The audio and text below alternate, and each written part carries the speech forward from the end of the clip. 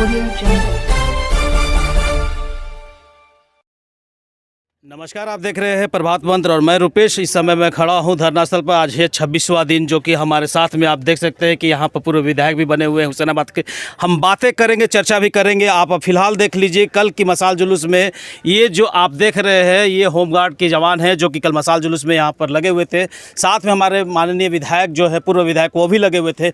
गुफ्तगू करेंगे, बातें करेंगे, समझेंगे कि आखिर कल क्या हुआ और उसका नतीजा क्या आने वाला है, और नतीजा वो भी किस तरह का नतीजा होगा। मेरे पीछे भी देख सकते हैं काफ़ी संख्या में लोग यहाँ पर अभी है। इसके अलावा हम ये भी आपको बताने की कोशिश करेंगे कि ये जो कल कार्य हुआ, जिस तरह से ये मसाल जुलूस हुआ, जो एग्रेसिव दिखे कल जवान, लेकिन बहुत शांतिपूर्वक, तो इस पर भी हम विधायक जी से बात करेंगे, पूर्व विधायक जी से। तो अभी हम रूबरू करवाते हैं और बातें करते हैं। जी सर, कल जो मसाल जुलूस निकली और जो मसाल जुलूस जहाँ तक अंत की गई, ज़्यादा दूर तक नहीं जाने दिया गया, क्या क्या वार्ता हुई? जो जहाँ पर आपका वीक पॉइंट, जहाँ पर आपका पॉइंट था, उस पॉइंट पर एसडीएम साहिबा से क्या बात हुई और एसपी साहब से क्या बात हुई? कौन कौन थे वहाँ पर? ये चीज़ों को आप जानकारी पूरा तरह से दें।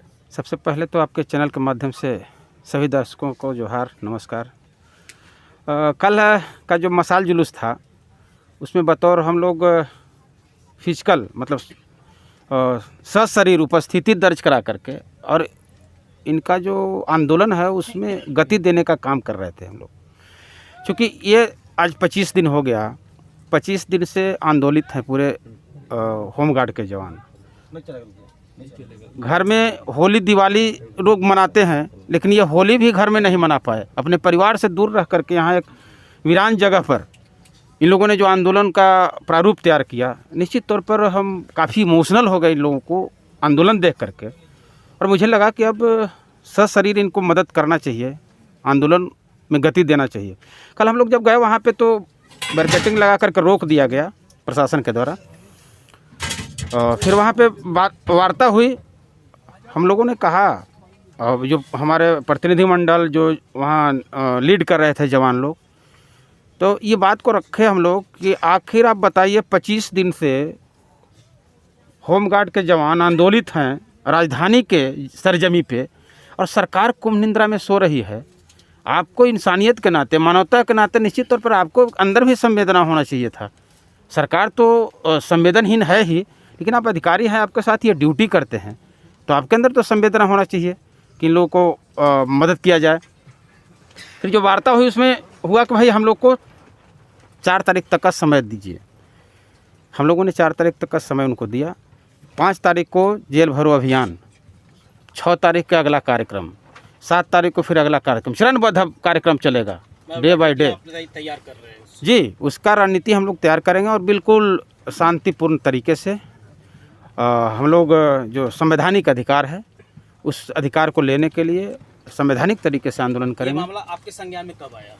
मेरे संज्ञान में आया था 2-3 दिन के बाद। तीसरे दिन हम आए थे यहाँ पे इन लोगों के बुलावे पर। 2-3 दिन? कौन से 2-3 दिन? जब ये लोग, हाँ, नहीं, होली के पहले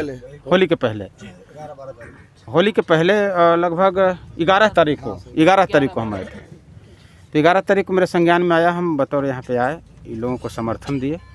और मेरे दल के विधायक भी लंबोदर महतो जी भी आए और हमारी वार्ता हुई है अभी जो केंद्रीय अध्यक्ष है सुदेश महतो जी से।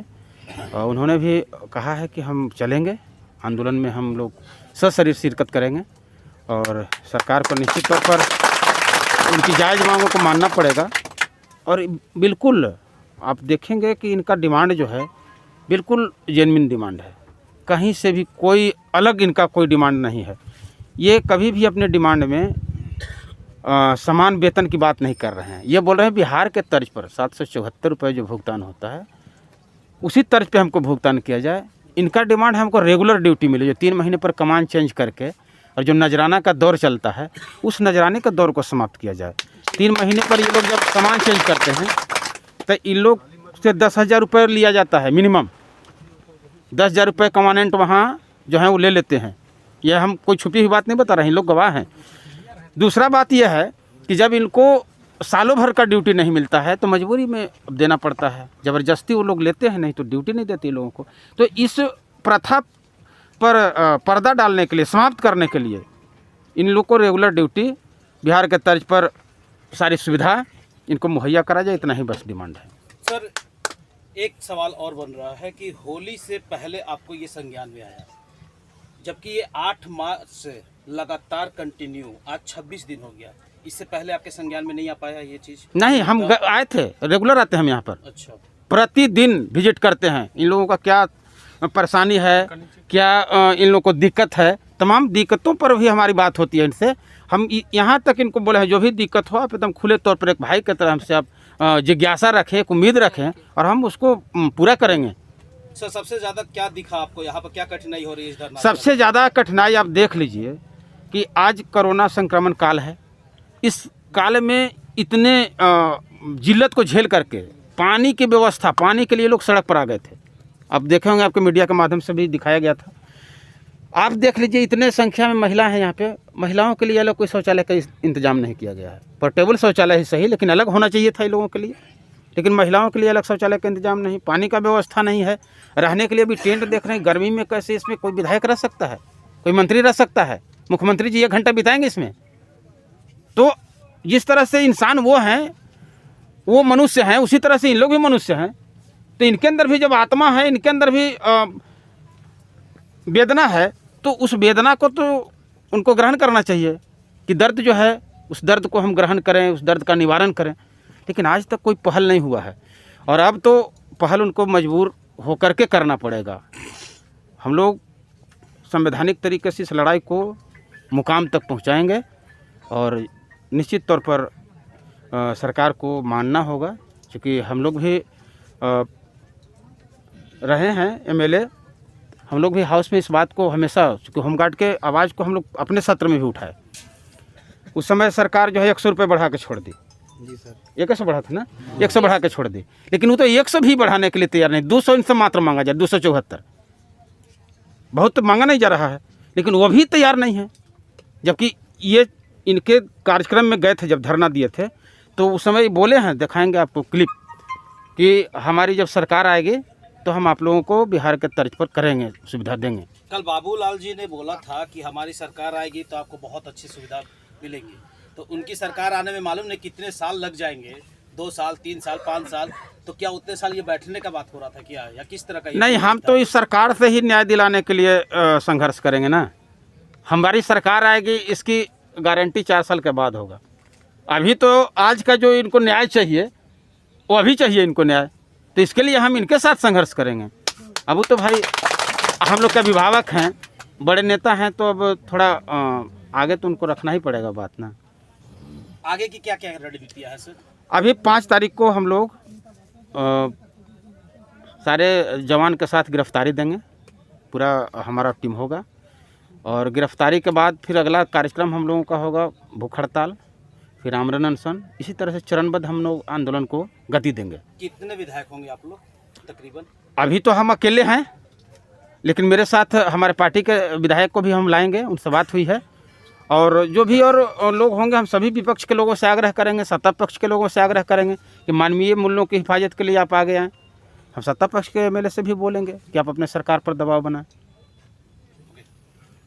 एसडीओ मैम से, तो उसके बाद आप लोग तो मान गए कि अब आप लोग 5 तारीख तक का इंतज़ार करेंगे, लेकिन जो पीछे लाइनों में होमगार्ड के जवान जो आपके साथी ही थे वो नाखुश थे और वो पीछे हंगामा भी कर रहे थे और कई बोल रहे थे कि हम आज यहाँ से अपनी बात मनवा कर ही जाएंगे। तो उनकी बात को आप कैसे समझे?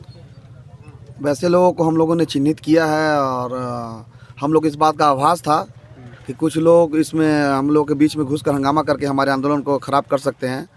तो वैसे लोगों को हम लोगों ने चिन्हित करने के लिए अपनी एक टीम बनाई थी और वही टीम जाकर उन लोगों को पकड़ा और उसके बाद वो लोग यहाँ से भाग गया। उसमें ऐसी जानकारी मिली है कि 2 महिला थी और कुछ लड़का लोग टाइप का था, वो लोग सिविल में था।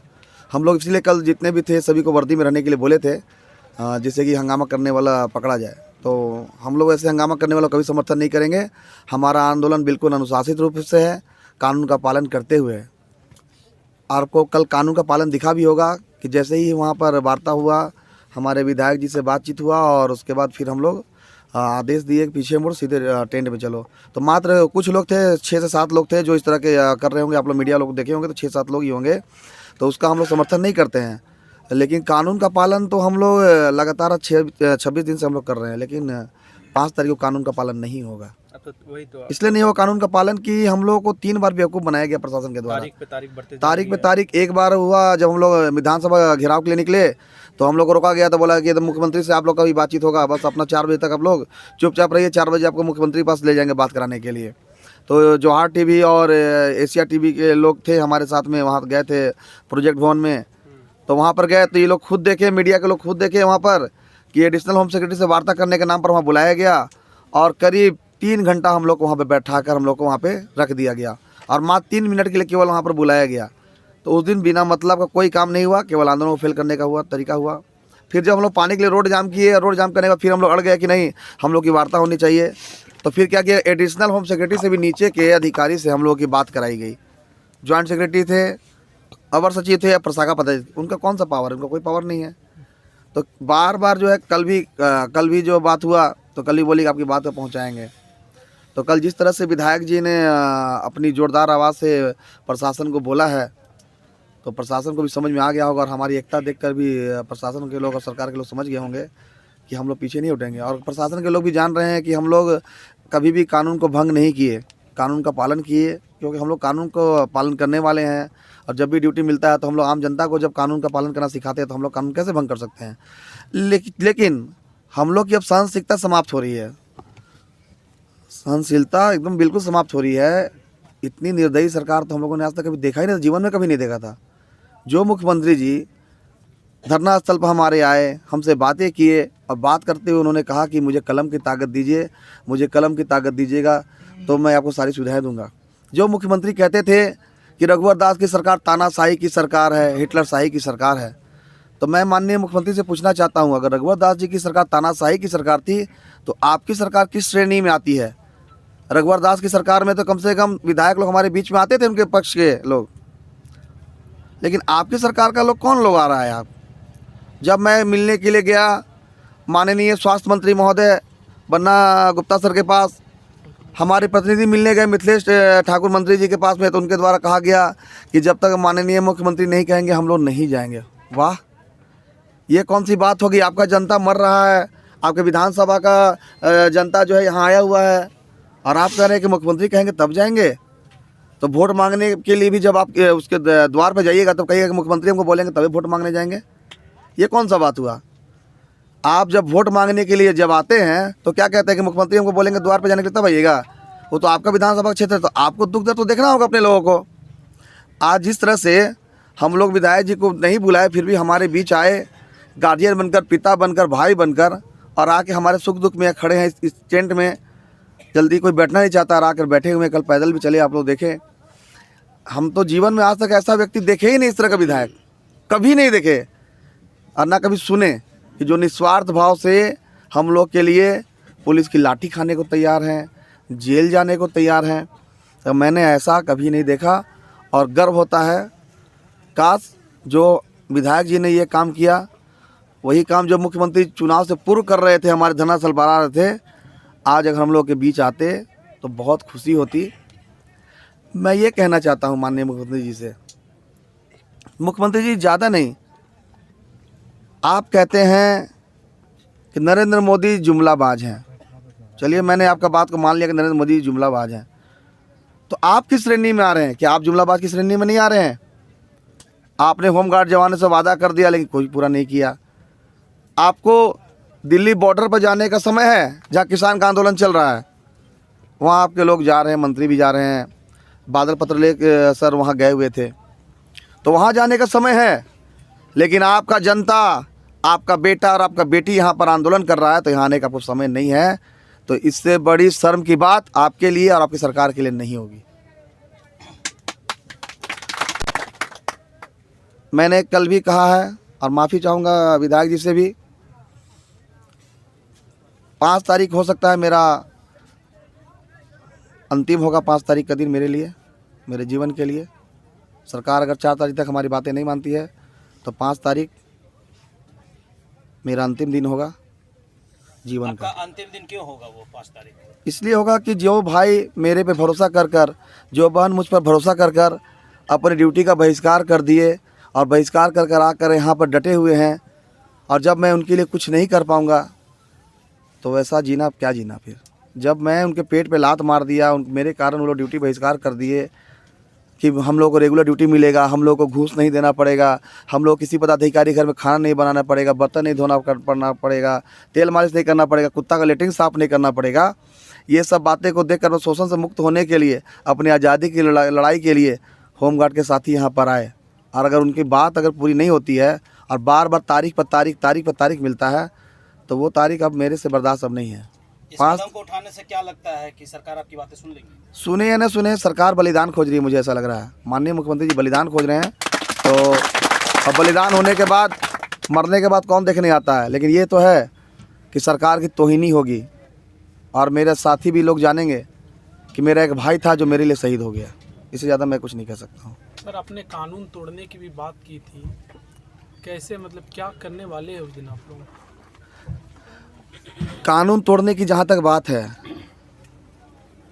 जेल भरो अभियान में अगर किसी के द्वारा भी अगर विघ्न डालने का प्रयास किया गया, जैसे विधायक जी ने बताया है कि हम लोग भूख हड़ताल करेंगे, हम लोग सर की बात का समर्थन भी करते हैं, लेकिन हम लोग का लक्ष्य यही है कि जब तक मांग पूरी ना हो जाए, किसी भी कीमत पर हम लोग जेल से बाहर नहीं आएंगे। चाहे इसके लिए कुछ भी हो जाए, हम लोग जेल से बाहर नहीं आएंगे।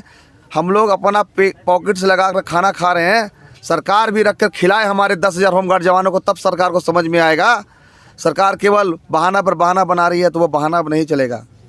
हमें हमारा अधिकार देना ही होगा, और वो अधिकार देने का कारण खुद माननीय मुख्यमंत्री जी हैं, क्योंकि उन्होंने वादा किया था।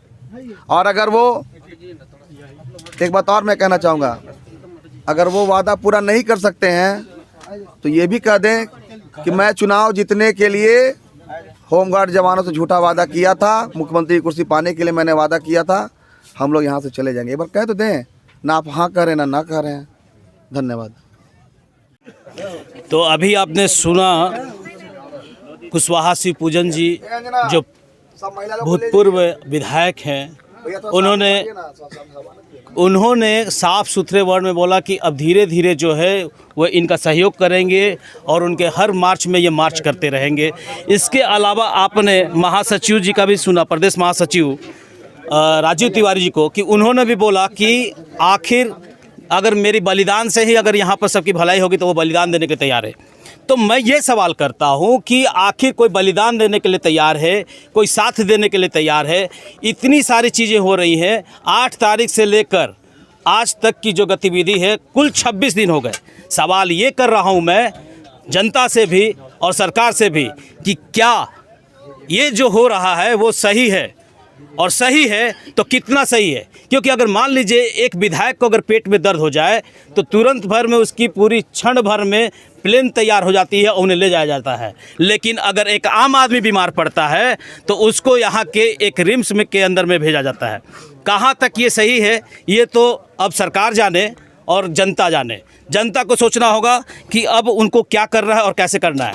माननीय विधायक जी ने तो बोला है कि जब तक अब ये करेंगे यहाँ पर अपना ये आंदोलन, ये हर बार साथ देते रहेंगे उनका। आने वाले दिनों में और क्या होने वाला है, हम गतिविधियों पर नज़र रखेंगे और आपको सूचित करते रहेंगे। कैमरामैन सूरज के साथ रुपेश कुमार, प्रभात मंत्री।